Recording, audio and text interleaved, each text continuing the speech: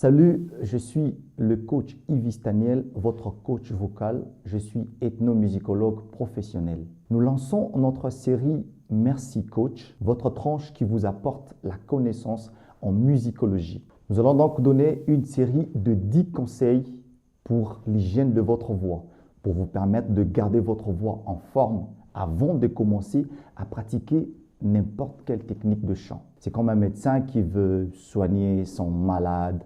Il est en face de son patient et il commence par donner le traitement sans pour autant prendre en compte les conditions qui ont généré cette maladie, qui ont provoqué la maladie. En réalité, nous devrions commencer par guérir l'environnement avant de guérir le patient.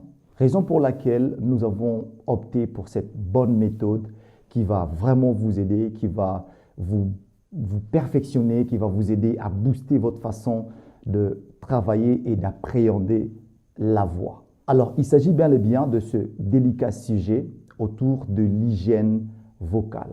L'hygiène vocale est donc l'ensemble de nouvelles habitudes que vous devez entretenir, que vous devez avoir pour gérer votre voix, pour entretenir votre voix, ce que vous devez faire et ce que vous n'êtes pas censé faire pour garder votre voix au point.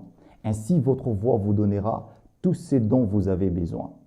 Nous aurons donc une série de 10 conseils que nous allons proposer, bien que la liste n'est pas exhaustive, mais c'est quand même une liste qui vous permet de déjà avoir des bons résultats en un temps record, parce que ça ne servira à rien d'apprendre les techniques et tout ce qu'il faut quand l'environnement et l'habitude n'ont pas changé. Le premier point ou le premier conseil, c'est modifier votre environnement et être à l'abri de la poussière. Votre environnement joue un rôle très important sur la qualité de votre voix. Ça influence vos cordes vocales, ça vous empêche d'avoir une très bonne respiration, ça vous met dans des conditions qui ne vous permettent pas d'utiliser au maximum votre voix.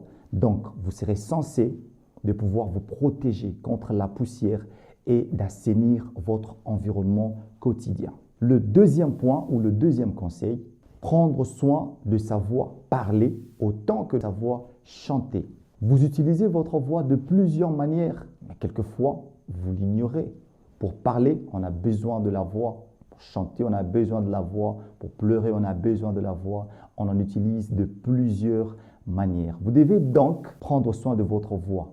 Parler autant que vous prenez soin de votre voix. Chanter. Il ne suffit pas de se préoccuper à tout ce qui concerne le chant si vous négligez tout ce qui concerne votre voix, parler, parce que ça influence votre voix, chanter. Le troisième point ou le troisième conseil, il vous suffira de pouvoir contrôler votre phonation. Contrôler votre phonation et éviter les attaques trop dures. Que signifie phonation? La phonation, c'est la manière dont vous utilisez votre voix. Tout ce qui a trait au son émis par votre voix. Vous serez censé de bien savoir utiliser votre phonation et de gérer les attaques trop dures.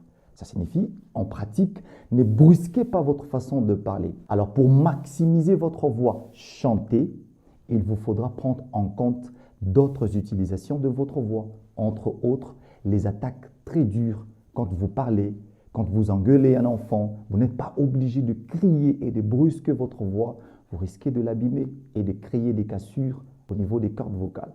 Vous serez donc tenu à éviter les attaques directes du genre « Qu'est-ce que je t'avais dit de faire ?» Ça détruit les cordes vocales. Vous allez perdre votre voix aussi rapidement et vous n'allez pas l'utiliser au maximum quand vous en aurez besoin. Le quatrième point ou le quatrième conseil, contrôlez vos conflits émotionnels. Le plus souvent des cas, à la source de vos abus vocaux. Exactement. Les conflits émotionnels sont liés à beaucoup de choses. Par exemple, vous vous trouvez devant des gens que vous ne connaissez pas. On vous appelle dans un auditoire de beaucoup plus de gens que vous l'auriez imaginé. La première des choses qui vous tape, c'est le stress. Et le stress influence votre pratique de chant. Le stress influence votre voix. Donc, il faudra bien gérer le stress pour maximiser votre voix. Mais aussi, la colère. Quand vous êtes en colère, vous ne donnerez jamais le meilleur de vous-même. Vous devez toujours être dans la gaieté, dans la joie. Quand vous êtes triste, très triste, alors il vous est très difficile de donner le maximum de votre voix. Donc les conflits émotionnels sont à la base de beaucoup d'abus vocaux que vous rencontrez dans le plus souvent des cas. Le cinquième point ou le cinquième conseil, vous serez tenu d'éviter de manger trop épicé, surtout des épices qui ont de goût très acide. Ça s'attaque directement à votre gorge et de ce fait, ça touche directement les cordes vocales. Vous avez tout le temps la sensation de voilà. Et ça génère la création de crachats, ça vous empêche de pouvoir être à l'aise au niveau de votre gorge et vous aurez du mal à utiliser votre voix. Je vois certaines personnes qui ont un goût exagéré, un besoin exagéré de manger des chips trop épicés. Déjà, quand vous les consommez, vous avez une sensation de chatouillement au niveau de votre gorge. Et cela vous empêche d'utiliser aussi au maximum votre voix. Ça s'attaque directement aux cordes vocales. Donc, manger trop épicé devient quelque chose à éviter. Le sixième point ou le sixième conseil, se protéger au froid et éviter des boissons très froides. Ah oui, le froid affecte les cordes vocales. Déjà, nous allons en parler dans les numéros qui vont suivre. Pour chanter, vous avez besoin d'échauffer vos cordes vocales. Alors que le froid vient au contraire refroidir les cordes vocales. Ça refroidit votre corps, ça refroidit vos cordes vocales. Et quand à chaque fois vous prenez des boissons très froides, vous refroidissez vos cordes vocales et vous n'êtes pas à même de donner le meilleur de vous-même. Donc, favorisez ce qui est chaud ou ce qui est à température ambiante. Protégez-vous du froid, vous avez besoin de la chaleur, vous avez besoin d'échauffer votre corps et vos cordes vocales pour chanter et non le contraire. Le septième point ou le septième conseil, dormez suffisamment. Vous avez besoin de beaucoup de repos pour récupérer votre voix. Quand vous dormez, vous récupérez facilement votre voix. Vous remettez au point votre corps. Et votre voix est liée à votre état psychologique. Donc, quand vous dormez, vous permettez à vos cordes vocales de récupérer et de reprendre.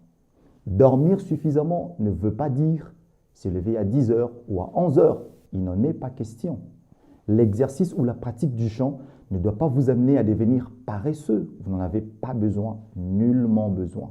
Ça signifie simplement, on pratique allez tôt au lit et vous vous réveillerez aussitôt le matin. Et quand vous vous levez, vous avez la sensation de pouvoir vous remettre d'aplomb. Le huitième point ou le huitième conseil, hydratez régulièrement votre gorge. Oui, vous avez besoin de ce conseil. Hydratez régulièrement votre gorge. Vous avez besoin d'humidifier votre gorge. Comme nous venons de le dire, vous avez besoin de l'eau à température ambiante. Évitez de l'eau très froide. Cela ne vous donne aucun avantage. Prenez de l'eau à température ambiante régulièrement. Cela vous permet de garder votre voix, votre gorge humide et votre voix vous donnera tout ce dont vous avez besoin. Le neuvième point ou le neuvième conseil, aussi pratique, évitez la consommation excessive de boissons gazeuses. Ah oui, vous avez bien entendu, les boissons gazeuses. Ces boissons vous donnent toujours la sensation de pouvoir renvoyer. Et ça, ce n'est pas très bon